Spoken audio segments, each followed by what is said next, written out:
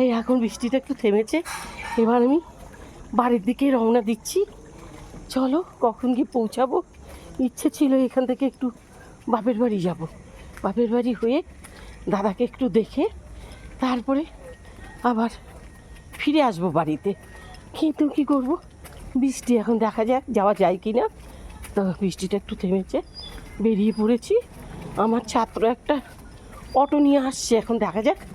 এই এত গলিটা সরু না, অটো ঢোকারও চিন্তা কর, ওটা নিয়ে চিন্তা করছি।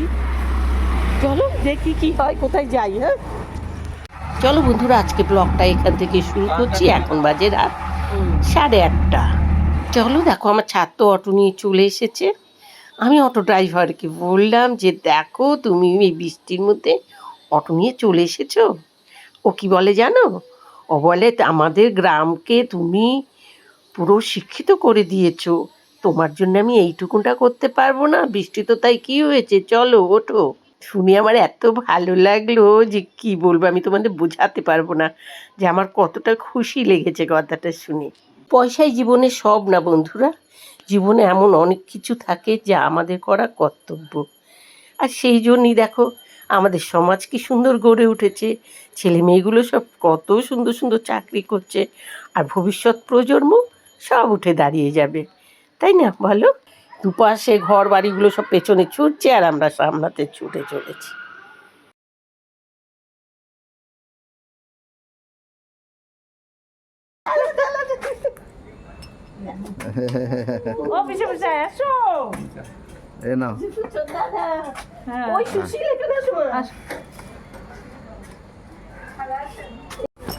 দেখো আমার ছোদ্দাকে দেখতে চলে এসেছি। এই যে আমার ছোদ্দা অসুস্থ, সেই নিয়ে আমার চিন্তা ছিল, ওই জন্যই চলে এলাম। দেখো এখন বসে বসে দেখো টুকটুক করে গাছ বসাচ্ছে।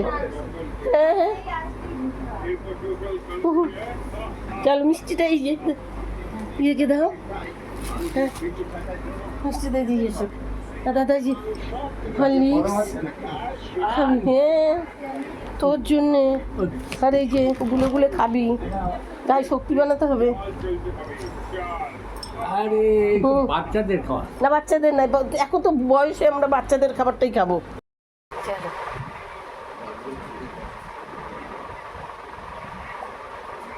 চলে এসেছি আমার বাপের বাড়িতে দাদাকে দেখতে। দাদাকে দেখে তারপরে বাড়ি গিয়ে পৌঁছাবো।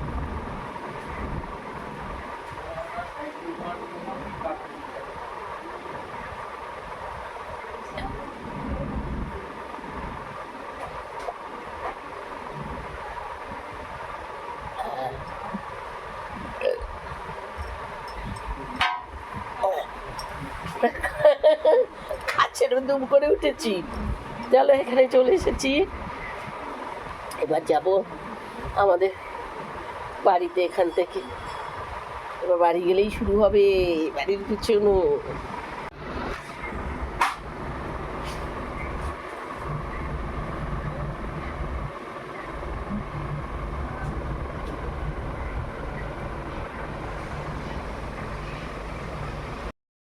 ওই এই কি করেছো পাগল না, 20 বছর আগে কথা বলছি।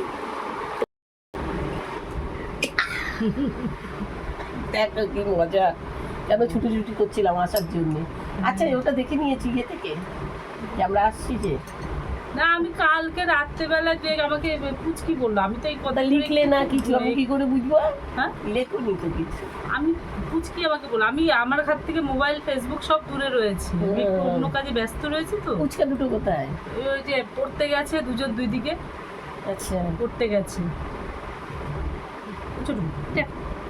এত খাবো না মা, আমি শুধু একটা রসগোল্লা। না এটা খেতে হবে, আস্তে আস্তে খাও, না আস্তে আস্তে খাও, আস্তে আস্তে খাও। আমি 2 আঙ্গুল দিয়ে একটা শুধু মিষ্টি নেব। না তুমি বসো, আমি খাইয়ে দিচ্ছি, এসব বললে হবে না। তুমি খাইয়ে দাও, কিন্তু আমি এতটা না, একটু করে না, এতটা আমি একটা নিই, একটু করে না বাবা, তুলে দাও। এটা খাও একটু। এই তো আমি রসগোল্লাটা খাবো, ওটা আমার প্রিয় জিনিস, এটা আমি খেয়ে নেবো। দুটোই খেতে হবে। না খাবো না, দুটোই খেতে হবে। আর খাবো না, এটা আমার তরফ থেকে। মুখে আমার একটু ঢুকবে, খাবো না। এটা আমার তরফ থেকে, এটা ওই যে ভিডিও হচ্ছে, ভিডিও হচ্ছে, এটা ভিডিও হচ্ছে। হ্যাঁ করো। এটা একটু খাবি না?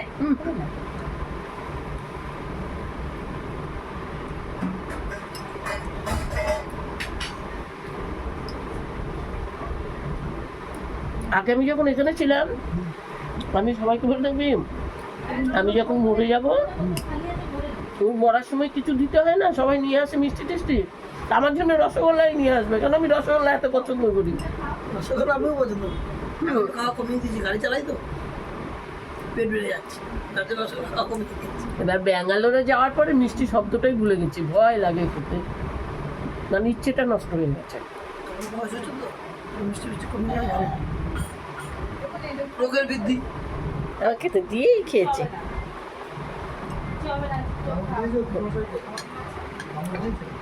আমরা ব্যাঙ্গালোরে থেকে এমন একটা আমাদের অভ্যেস হয়ে গেছে না, বেশি মিষ্টি খেতে পারি না। যেন ব্যাঙ্গালোরের মিষ্টিগুলো এত অখাদ্য না, তুমি কালার দেখে লোভে পড়ে নেবে, যেহেতু আমরা বাঙালি। এবার একদিন খেলে তোমার ওই কথাটাই মনে থাকবে, তুমি আর খেতে চাইবে না দ্বিতীয়বার। রং এত সুন্দর ডিজাইন করবে, কিন্তু খেতে অখাদ্য। যেহেতু আমরা যেহেতু আমরা কলকাতাটা খেয়ে অভ্যস্ত না, আর বেশিরভাগ মিষ্টিগুলোকে একদম ডোবা ঘিতে ভেজে রাখে, ঘিয়ের গন্ধ এলেই নাড়ি বুড়ি উল্টে আসে, এমন একটা। ওই জন্য ওই রকম না খেতে খেতে না এখন আর মিষ্টি দেখলেই ভয় লাগে, খাওয়ার ইচ্ছেটা উঠে গেছে।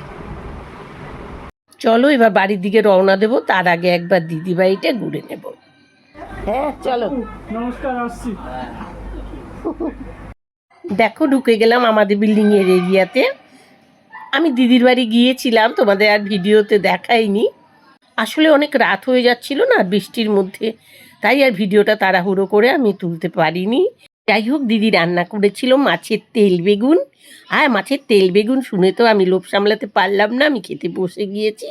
আর তোমাদের কাকু চিৎকার চেঁচামেচি করছিল, আর দিদি তাড়াতাড়ি করে মেখে আমাকে খাইয়ে দিচ্ছিল, আর সাথে ছিল বড় ভেটকির পেটি ঝোল, সেটা দিয়ে খেয়ে তাড়াতাড়ি করে এসে আমি আবার টোটোতে বসে গেলাম।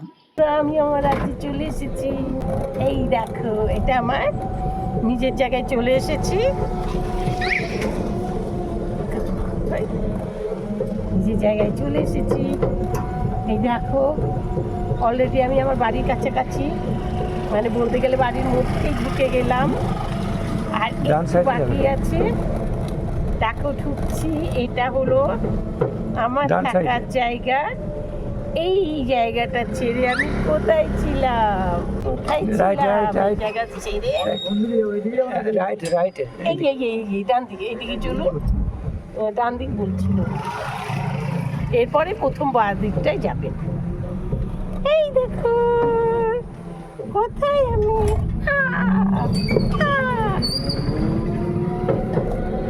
চলে এসেছি, বাঁ দিকে যাবো।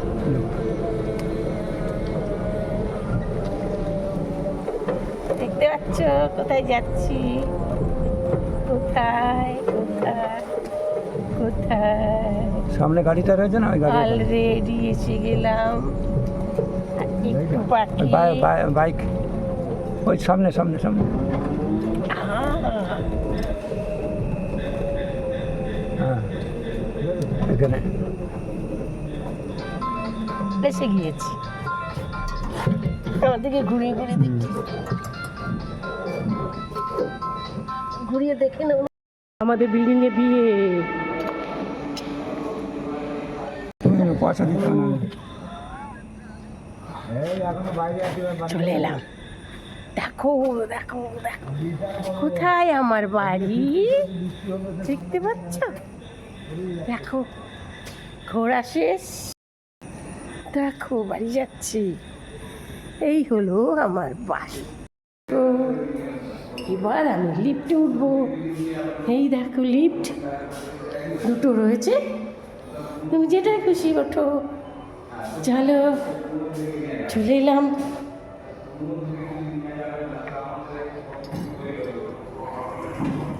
লিফট খুলে গেল।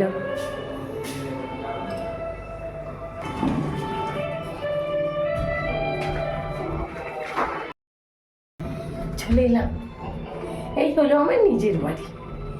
ঘুরে ঘুরে করে এলাম কত দূর, ক্লান্ত হয়ে ফিরলাম।